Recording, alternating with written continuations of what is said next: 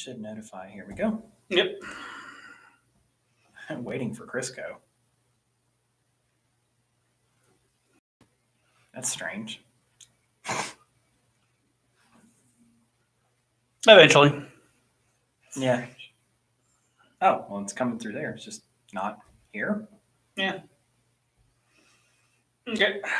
Maybe I activated it too quickly. It says it's live now.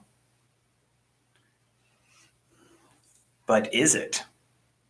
But are you? I don't like that.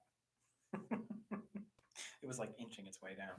Oh, well, I mean, that's just because you're using an Apple product. I mean, I agree. It's cancer, but if it makes you feel better, I didn't buy it. That actually makes you feel a lot better. They still have not gotten any of my money. I would like the monitor to actually work. Okay. All right. It's good enough. Let me set the...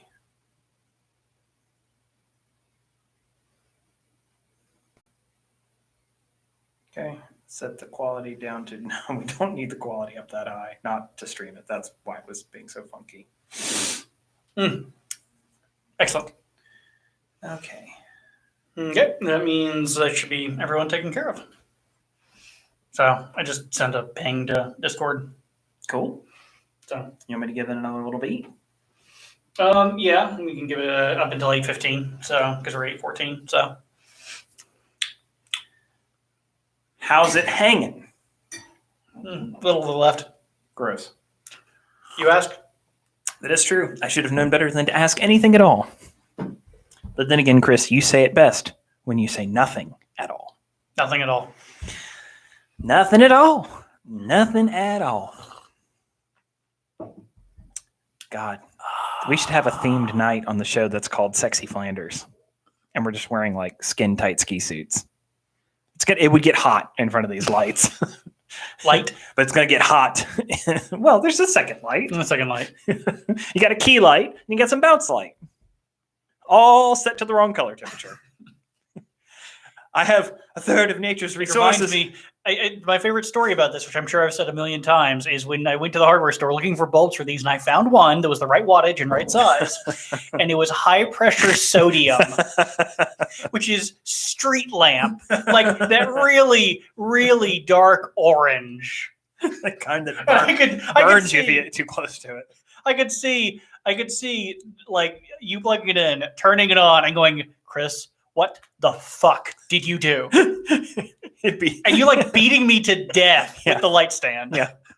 You'd be even worse if you I got light. It's great. If you put in one of those UV lights and we're sitting here like sizzling. I can't see you anymore. I can't see anything anymore, but it's okay. Oh my God. How to give yourself cataracts? An easy step. All right. So bum bum bum bum bum bum bum bum bum bum bum bum bum. Bum bum bum bum bum bum bum bum bum bum bum bum. Little Blackjack, give us a dream. Nope, that's not the lyric. Here, I'll go. Blackjack, what was that scream? Bum bum bum bum. Did you see your friends dismembered in a dream? Bum, bum, bum, bum. Did you see them torn right in two? And now their gore is sweeping over you. Welcome, everyone, to another episode of The Foally of Man. I am your host, Robert, and with my lovely and beautiful, talented co-host, Chris. Oh, yikes. Ooh, that is not spicy. The crux of this show, as we've thrown everything off since I'm doing the intro tonight, is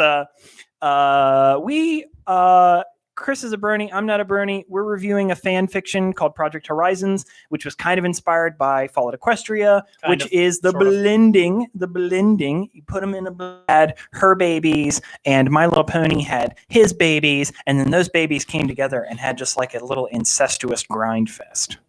Yes. Yeah. Sure. Dry humping, clothes on. Yeah. Yeah. And then that made Fall at Equestria. Yes. And I hope K-Cat's not insulted by that. It's not meant as an insult. Or she who must not be named. She not be named. She's like Voldemort. You say her name and like her Death Eaters show up, which is just trolls on the internet. Just like, New Apple City is east of Stabletown. Anyway. So this week, Stable City, I know. Troglodyte. What did I say at the top of the show? What did I say at the top of the show? You're a Brony. I'm not a Brony. You're a Brony. I'm not a Brony. That's the crux. Actually, I'm referencing That should Vault still City be- from Fallout 2. That should still be. You pleb. Yeah, that should still. You know what? You know what? I take a lot of abuse on this show and in this relationship, and I've had it up to here. All right. So let's get into Chapter 8 of Project Horizons. A lovely book, just a real gentle stroll. Project Horizons that was written by Somber. Thank you, Somber. Thank you, Somber. Yes. All be blessings unto him. A stomp or a clop or something. What do you do? How do ponies clap? Anyway, How in do the ponies chapter, clap? How do ponies clap? they stamp their hoofs. A round of stampede? No, they just stamp their hoofs. They Okay. like literally stand in place and stamp their hoofs against the ground. That's how they clap. Learn something new every day. That was in the show.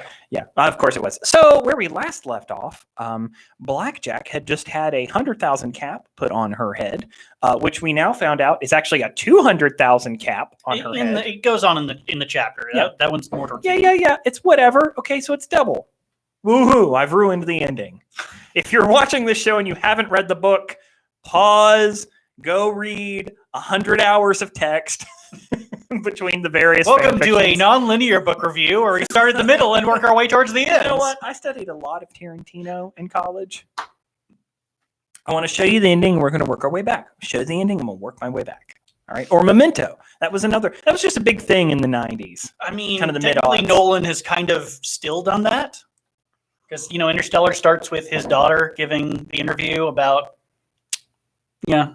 Sorry to ruin that. Oh, man. Not that you'll know anything about what I'm talking Yikes. about without watching. Man, this is just spoiler cast. Everything in this is a spoiler. If you haven't seen Interstellar, shame on you. Watch it. So I just realized what we can ask in this chapter because it's finally happened. What's that? Are pony traps gay? Yes. Oh, well, you heard it here first. Let it be known. That, Because traps are gay. Okay, well, that's Therefore, the ponified version of traps listen, must that's- also be gay. that's your opinion, Or with the Dankula philosophy of it, which is if you're fucking the trap, then it's not gay because you're fucking trap. But if you suck off the trap, it's totally gay. What are you doing? You're sucking. Oh my God, too much. So back on track. So there is work hard to not have advertisers. Yeah. You do not know the amount of legwork we have to put in. instantly demonetized. But speaking of legwork, so they have to sneak Blackjack out of the Mega Mart. Because they got to get her as far away from a populated area. Because all these people who are showing up, they will rip the place apart. Rip and tear The place apart until they. Trying to be topical. Doom's really hot right now, so I figured it'd be good to make like a Doom Doom's so reference. hot right now. It is so hot. Oh my God. Oh, it's a lot of meat. Can we get a shot of the Doom guy doing blue steel? It's a lot of meat is all I gotta say. It's a lot of demon meat just sweltering in hell. And so they're getting out of the Mega Mart, and so they decide to pull. Does anybody remember the end of the Birdcage? The movie The Birdcage, where they all sneak out of the club dressed as women. Yeah, it's just like that. So they all basically disguise who they are, and they hide Blackjack's horn under a mass of matted hair and clay. Which is easy to do because her horn is small. Small. It's that's small SMOL. Yeah, it's a birth defect. Yeah. It also, this chapter, that sequence has one of my favorite lines from the entire book, where the Brahmin, who are classically two-headed, one of them says, "It's me. I admit it. I'm Blackjack. I'm the security mayor." And the other one turns her head around and says, You devious fiend! What did you do to Hank? It's great. It's Great. I like sentient Brahmins. Yeah, it's upsetting that they still eat them. Yeah, well, Can you imagine a not talking going to- cow that we just start digging into? well, I mean, that was something that was talked about in Fallout. Fallout Equestria, the first one. I was about to say Fallout 3. Fallout Equestria, the first one, is the fact that like Little Pip has a moment where they're like, "Wait, what? This is meat? Yeah. We're eating Meat. meat." Meat. So can I say something about this chapter as opposed to all the Sure. other chapters? This chapter, to me, more than any other chapter we've been in, sounds like a D&D campaign. It's literally like a D&D campaign. In fact, spoiler warning, they fight a dragon later in it. Yeah. It's just like a big D&D. Like, it's like, and then we're on this thing. It's a and then we got this gold buff dragon, so it's right. whatever. Yeah. With, so anyway, so they sneak out of the town and it's like, all right, you got to get out of here because all these people are going to kill you. And then there's like all these like peasant ponies that are just poor and desperate. And, Blackjack's like, I don't want to kill the poor and desperate. I only want to kill the truly evil, the raiders. I don't even want to kill them if I have an option. And then, of course, P21 has now decided, instead of saying, don't kill anybody, he's saying, kill everyone. Kill everyone, Blackjack. You got to kill them before they kill you. Yeah, there's a big paradigm shift with P21. P21. P21 says anyone who comes after us and shoots us deserves to die. It's like, it does definitely sound like P21 wants to be this authority figure. Like he's actually, this isn't an issue with the writing as much as P21 as a character wants to be an authority figure, but is a subjective asshat who's kind of a dickbag because he was abused and tortured his entire life and kind of is bitter and resentful towards everyone as a response. We do get some depth to his character this time. In this chapter, because he's actually starting to use a weapon of sorts, a very destructive weapon. But we'll get into that later after the break. First, an interruption from NordVP. What was it? It's Raid Shadow Legends. The other tagline for our show is to be demonetized. You got to be monetized. Yeah, I mean, it's a philosophical goal. No danger here, then. I realized I'm still wearing my jacket, so it's going to get hot. If I start if I start sweating like a pig, you'll know why. Sweet. Okay. So we were talking about. Oh, one of the things I want to say about Morning Glory is that Morning Glory finally had time to analyze the brains of the slavers versus the raiders, and the raiders have Swiss cheese for frontal lobes. Yes, effectively, full of holes. Looks like dementia. Dementia, Alzheimer's. But specifically localized around the prefrontal cortex, the decision making. And which one control your impulses as well. And the slavers had completely healthy brains. Yep, nothing wrong with them other than poor decision making, poor life choices. Yeah. So we're moving along, hiking along, and actually they meet up with Morning Glory at it was a coffee shop of some kind, restaurant of some kind. Pony Joe, right, that they had been to before, that it was full of raiders and gore and stuff, and it has been cleaned up. It was a kind of a pseudo joke made about Fallout 3 in Fallout Equestria that the raiders seemed to localize themselves around schools and diners. Yeah. And like coffee shops. Raiders just seem to localize around, and that's because in Fallout 3, that's where they set up all the raider encampments in the game, is around schools and diners. Yeah. So anyways, that's where they meet up with Morning Glory. And, Morning Glory all of a sudden seems much more competent than we've seen in a while. I think she's probably gotten over the shaky part of her aspect, and she's gotten a little more...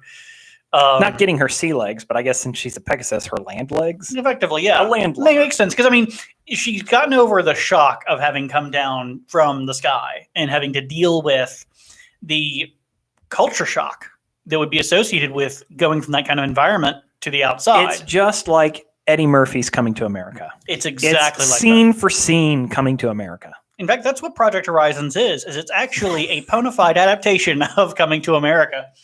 Mixed in with a little bit of Beverly Hills Cop. Stop, I don't want to get sued.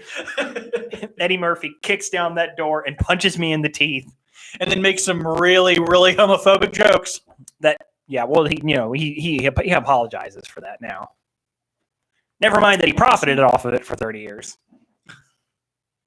Anyway. Listen, I'm just saying some of my best friends are gay. Yep. And I have no qualms making fun of them.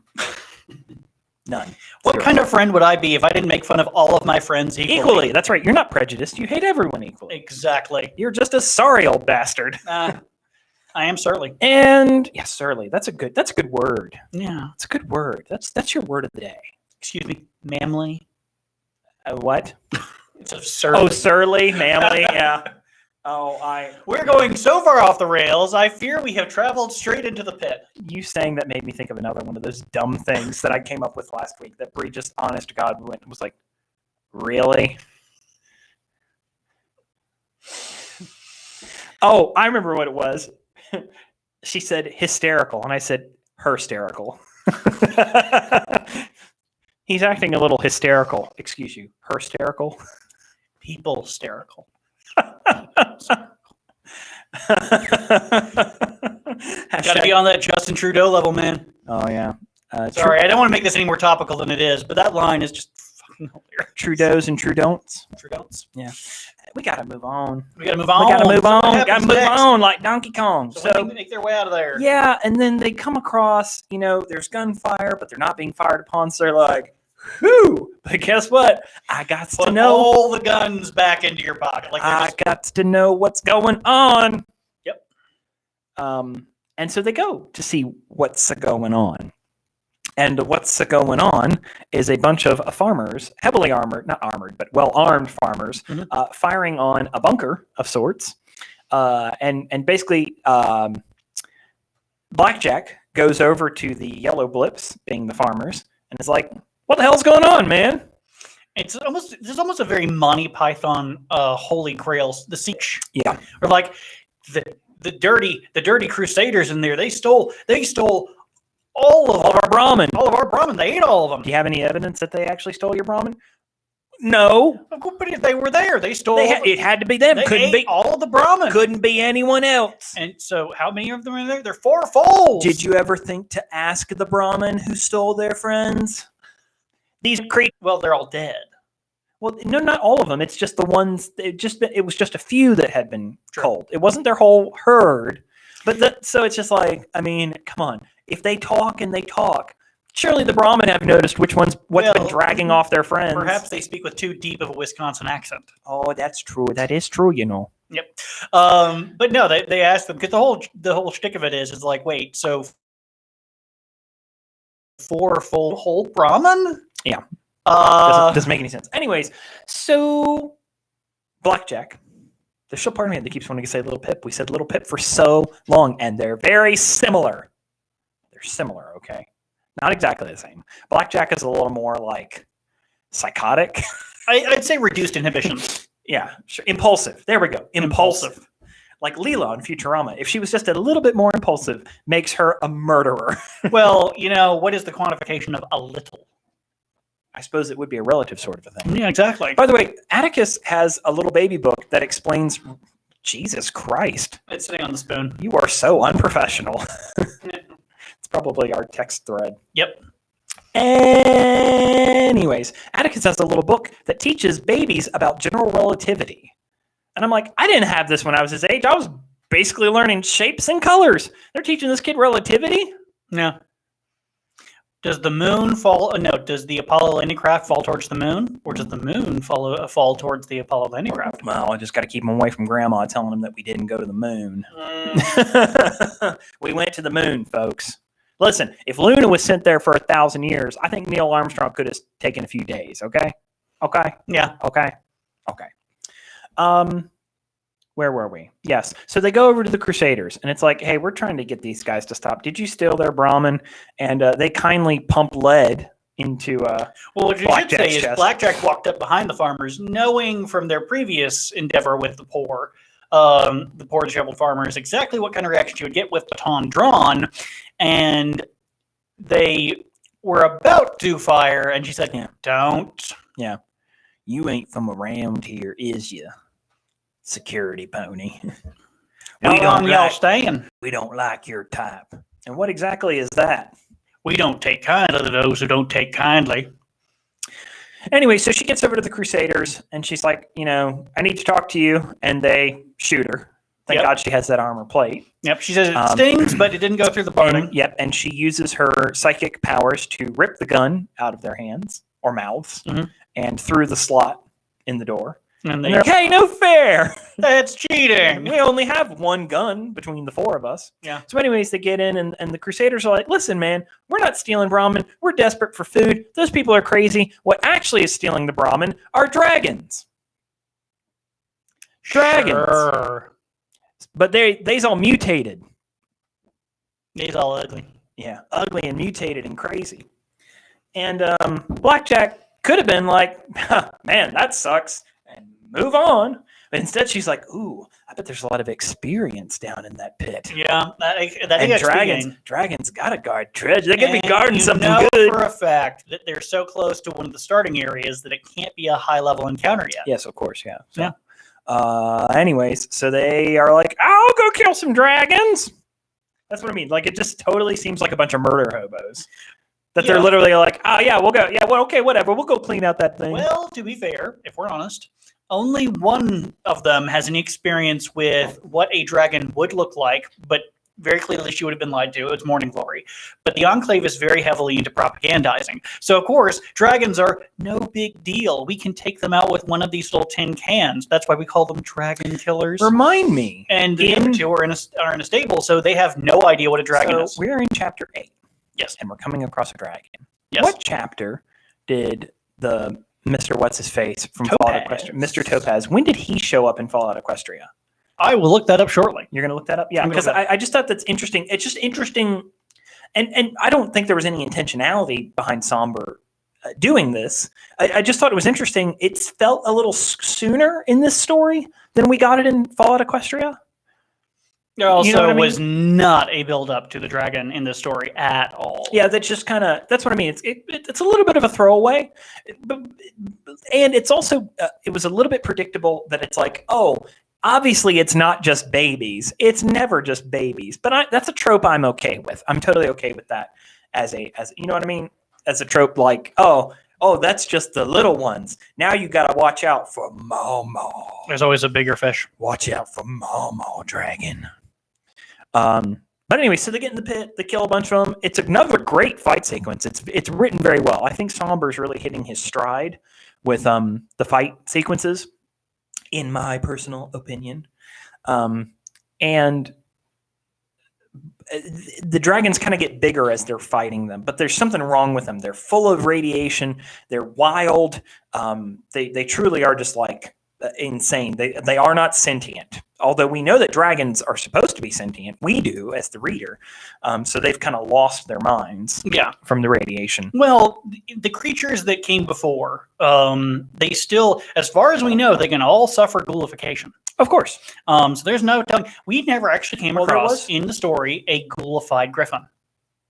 No, not a ghoul griffin, but we did come across a ghoul dragon. That was under Canterlot. But it wasn't feral.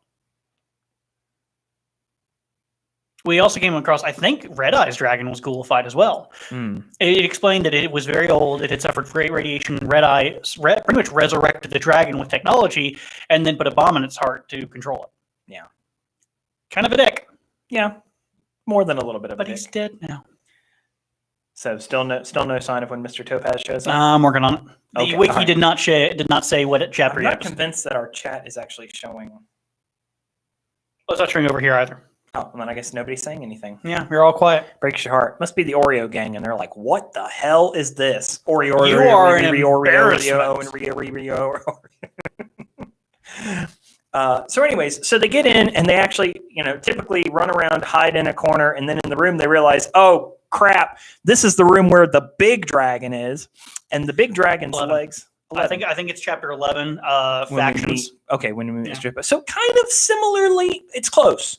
We're getting the dragon sooner in this story, but it's still in the first third of the book. Oh yeah, and actually, this book is really long. Yeah, its pacing is weird though. So there are sections which are much longer. Yeah, I think we're actually nearing the end of the first book of Project Horizons. Gotcha. Okay. Well, anyways, so this dragon is huge. It's a big dragon. Its hindquarters are atrophied, but its front end is all swollen and strong and can drag itself across the ground. And it can breathe fire. It can breathe balefire. And it's a tough enemy. Yeah.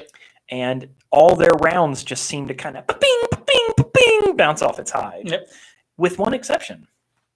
Blackjack uses poisonous rounds. And the poisonous rounds hit, they're green, they explode and atomize, and then they seep into the flesh, like it gets sucked into the flesh. Yeah. And then it clearly starts like messing with the dragon. Like it's like it can handle radiation, but it's not prepared for this. Yeah. And I don't remember where the venomous rounds, the poisonous rounds come from.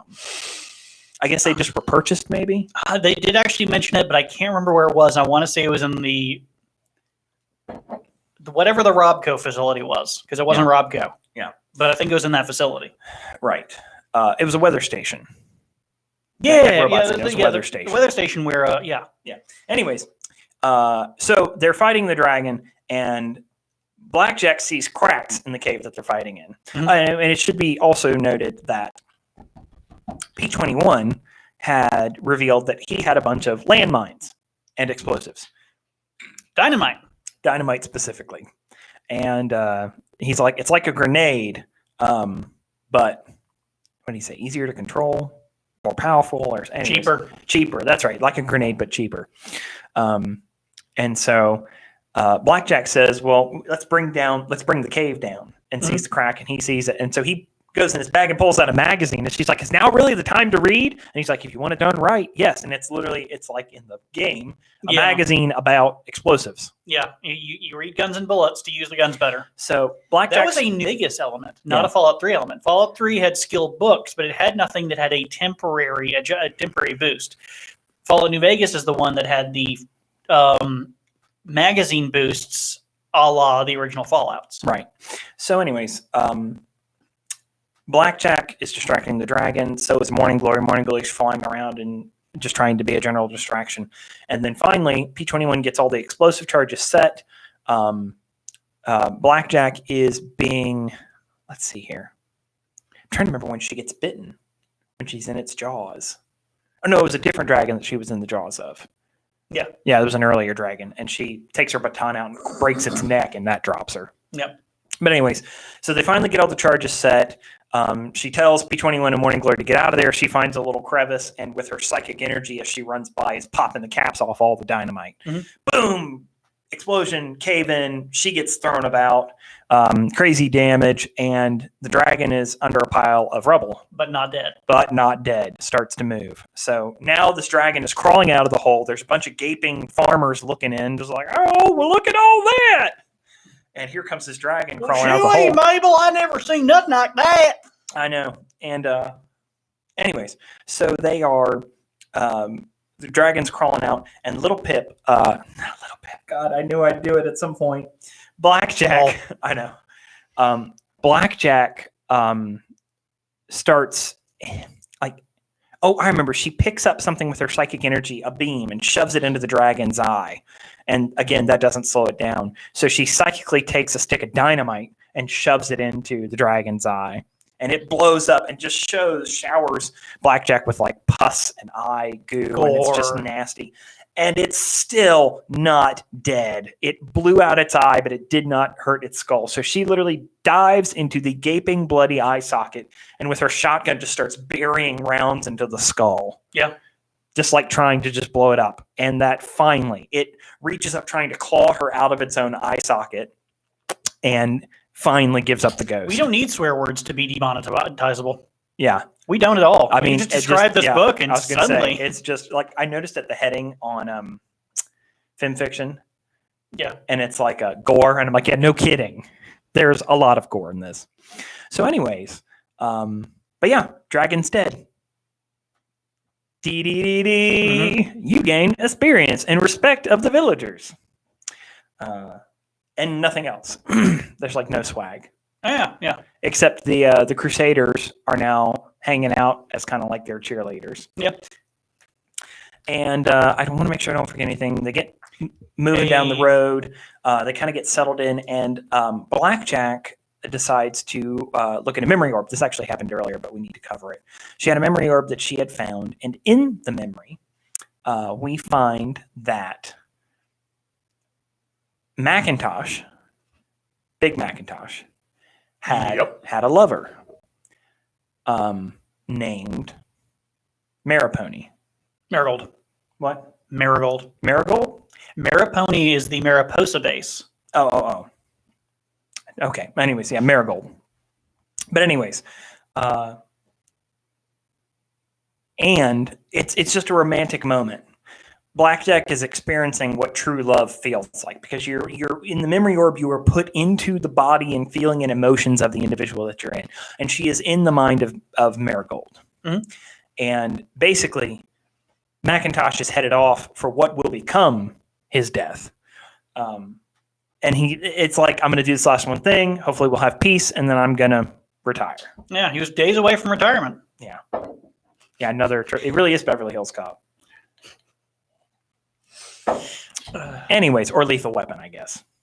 Beverly Hills Cop 2. Yeah, there you go. Yeah, Beverly Hills Cop 2. At least so far. We're just going to relate all these stories to Eddie Murphy movies. Yeah, this next one where she's talking to the Brahmin is really Dr. Dolittle. Yeah. I bet you guys don't remember that one. Yeah. Nobody wants to remember that one. When do we get to the Daddy Day Camp part? Yeah. Well, don't forget that he also made a Nutty Professor. That, I think, is more forgivable than Daddy Daycare. No, it's Daddy Daycare. I was going to say Daddy Daycare is just cancer. It's awful. So, anyways, Blackjack is like, so this is what real love is. And it's clear that Marigold loves Big Macintosh so much, and she whispers to herself as he flies away in the sky carriage, that she's pregnant. Yeah. So she is carrying the pony or the foal of Macintosh. And he had not told Applejack yet they were dating, which just makes it all the more painful. So it's like, you don't know that I'm been dating your brother for a year. Also, I'm pregnant with your niece or nephew. Yeah. And really no reason for anybody to believe you. Yeah. Even if you did.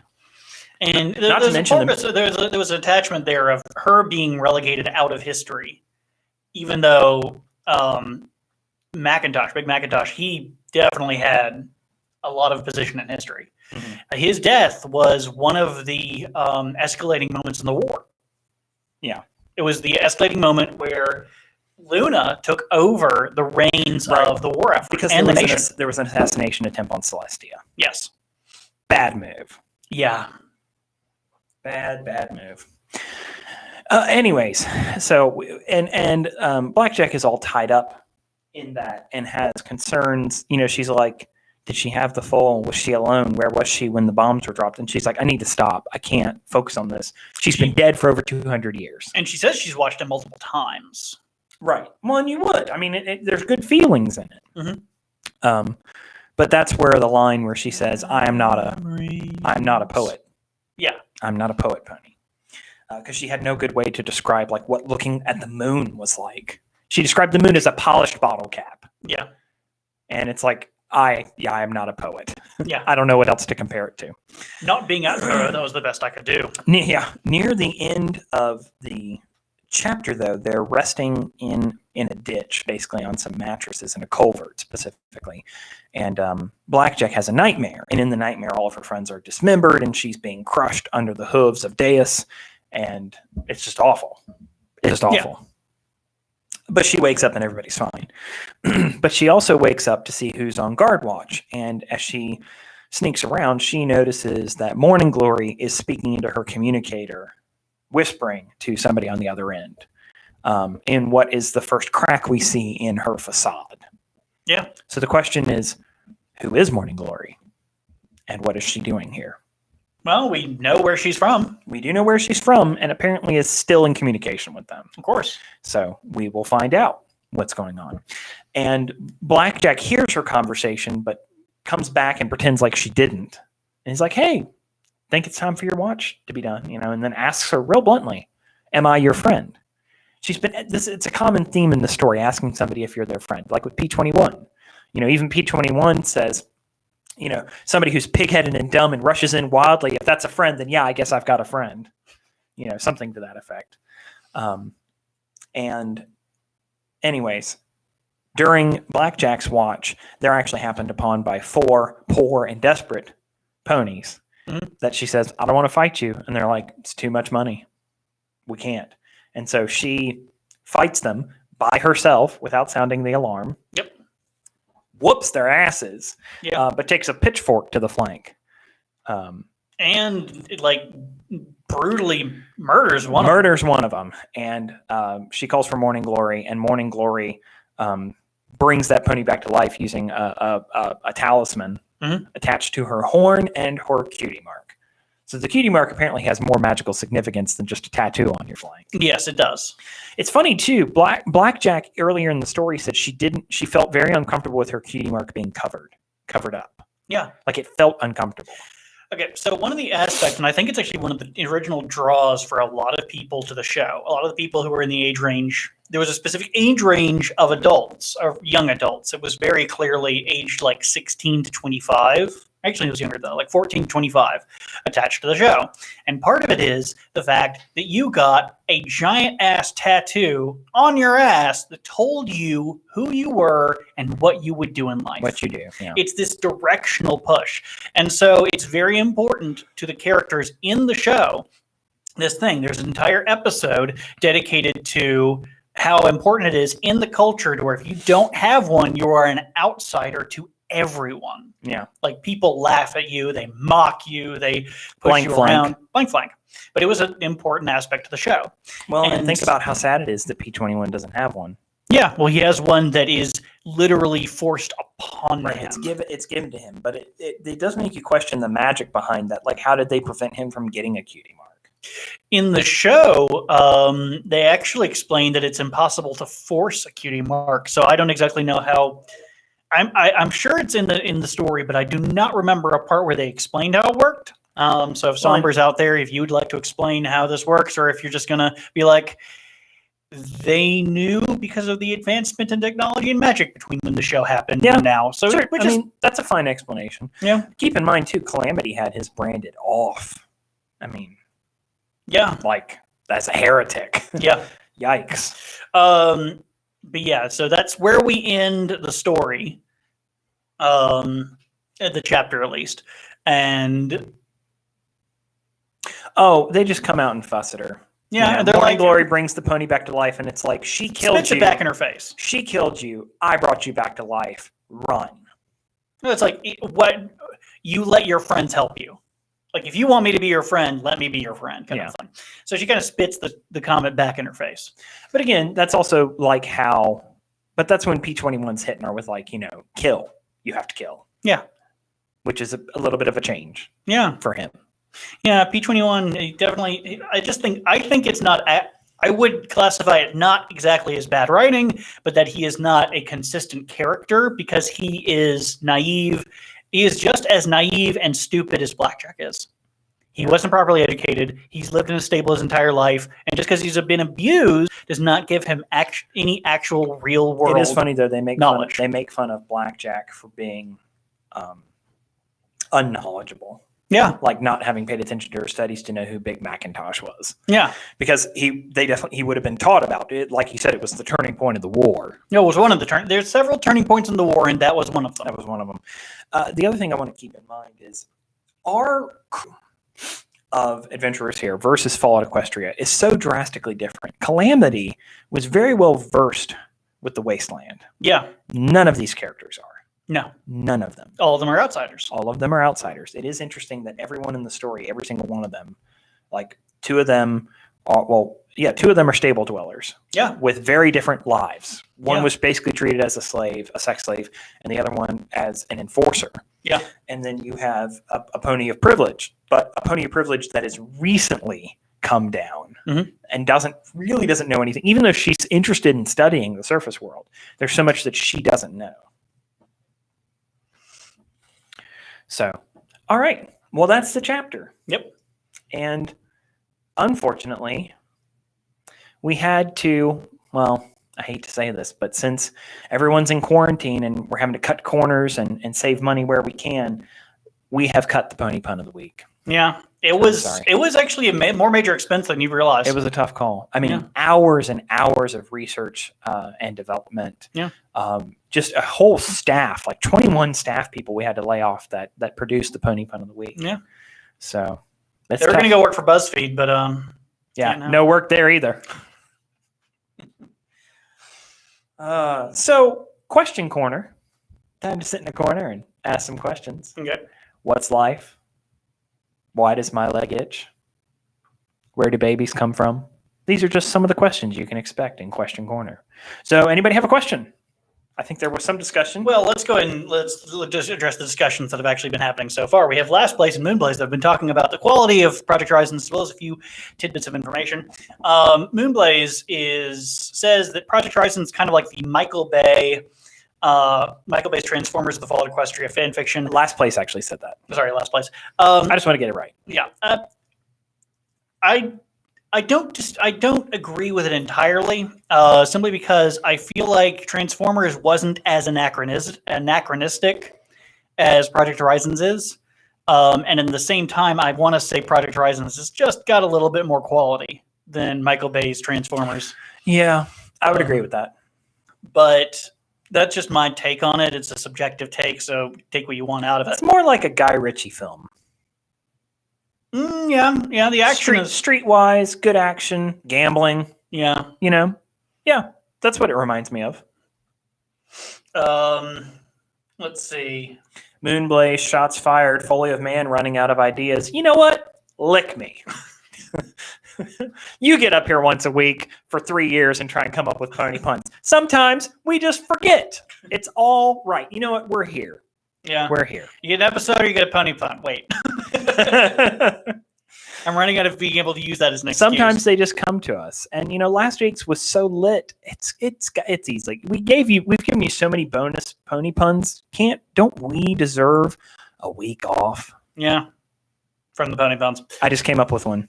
Okay. Chris, it's time for the pony pun of the week. Pony pun of the week. Pony pun of the week. So Chris, have you met any of your neighbors? Yes. One. The others don't really talk to me. All your other neighbors are kind of crazy. Well, there's one that mows their lawn in the middle of the night because they probably have sundowners. And there's one who literally will not look at me if we are 5 feet apart. Yeah. He's weird. You should try and touch his peen. Though, let it be known, he did get a brand new black sedan after I got my black car. There you go. It's like, you're paying attention. All right, so. Okay, so there's a few things. Moonblaze brings up the fact that in Fallout. Sorry, I'm just thinking about you running up and touching your neighbor's peen. Why? And as you do it, you say, "I got the magic now." Got your nose. Wrong. What were you saying? The penis theft. Right, yeah. I got it. It's mine now. I got the power. Moonblaze is talking about how in the original, no emotions were imparted upon you. It's one of the things I mean. I think Somber did some anachronistic changes to the Fall of Equestria universe. Yeah. Which is going to be more apparent as we go on. It's kind of like, I think this is too on the nose, but I'm going to say it. Fallout Project Horizons to Fallout Equestria is Fallout 4 to Fallout 3.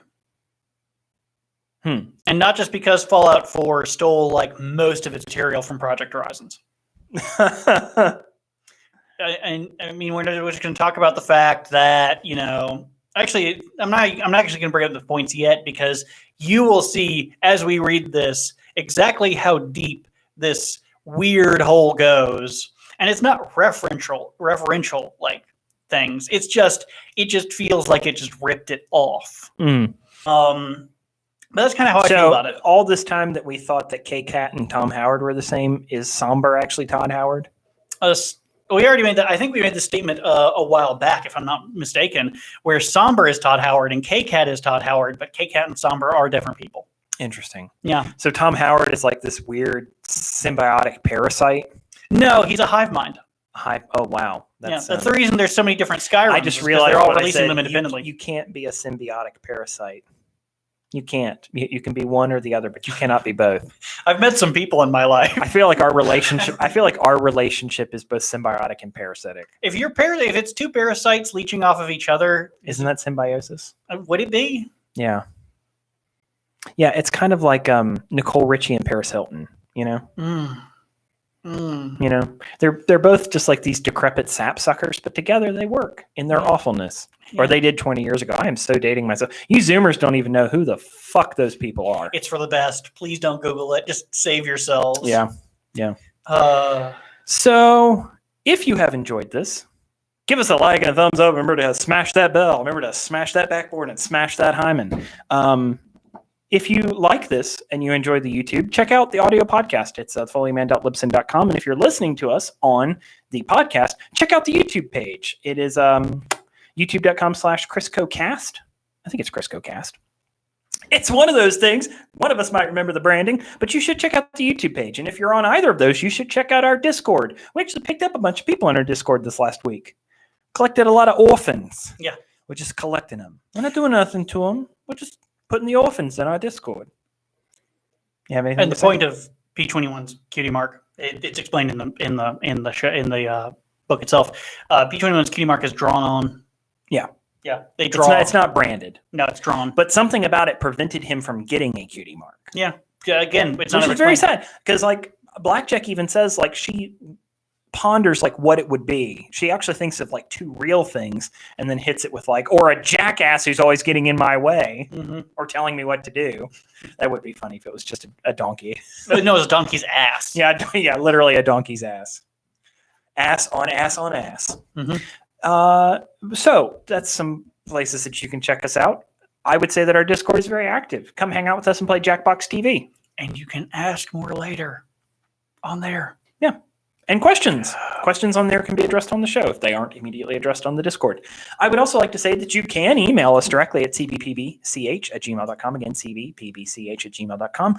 And if you would like to support us, help us pay for the equipment here, the streaming costs for Libsyn, the editing cost for the Adobe Premiere, which we do actually use occasionally, even though you wouldn't know it from our live streams. Not lately.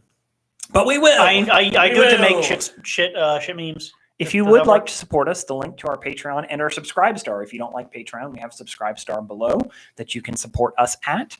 And I would like to personally thank some of our Patreon subscribers because like the last 6 episodes, we haven't. Oh, yes. You got that list handy? I do. Hit me with a name. We have 3. Just give me a name and then I'll Arcus Acer. Thank you. Moon 45 Sun. Thank you. I don't know what that is. And Tanker. Thank you. It's like almost a church-like call and response, but really creepy. It's gonna be my thing. Okay, I'm gonna look him in the face. And last place, you could be correct with the fact that he said that the cutie mark could not have appeared on P21's flank because his life was so oppressive at that point. He never had an opportunity to really get a mark on his rear hindquarters, which is possible. Yeah. But in the show, they still show that even if you mark something on there, it magically disappears. I'm just gonna say that what his cutie mark would be is a freaking badge. All right. How gross would that be if it was just a horse vagina? This is what you come here to. These are the questions that you want answers to, and I'm with you. I want those answers too. Somber, I think his cutie mark would be a horse's vagina. I need you to rule in on this. You know what? Rewrite the entire story with that is the case. If he doesn't get a horse's vagina on his flank by the end of this book, I'm not going to give a good review. Riot. That's right. Yeah, riot. Rip and tear. Another Doom reference for you. So, it's been fun. Thanks for hanging out with us. Yep. Thank you very much. You know, we love you. We do. Come on, Chris. Kisses. Mwah. Mwah. Mwah. Yes, thank you. Mwah. Mwah. This has been The Foally of Man. For Chris, I'm Robert. We will see y'all next time.